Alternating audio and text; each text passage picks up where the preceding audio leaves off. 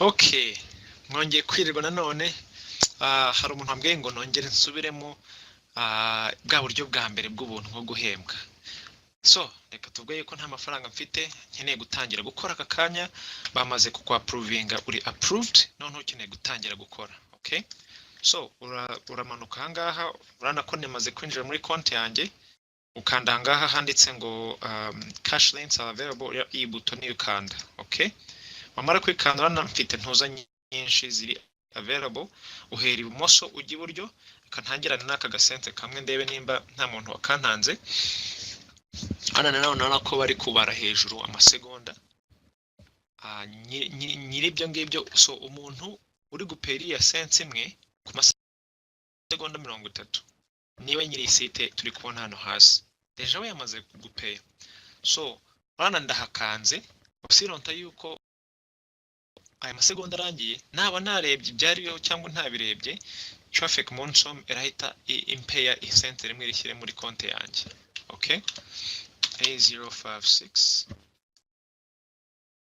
credit, sorry, ad expired. Hari abenshi bakunda kugendera kuri iyo ngiyo. Anyway, kadutangire kuri aka ngaka, urana kuno dusegonda dukeya. 1497. Thank you, your click has been credited. Urakomeza mpaka rwose.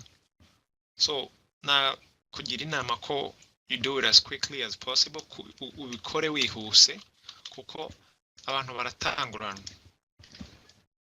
Bana ukugenda hakanda, hari abantu bashobora kuza bakatuyora twose, nakandaho bakambwira ngo sorry, ad has expired. Ad has expired nta kindi biba bivuga yuko hari undi wagakanzeho mbere yawe agatwara amafaranga nyine.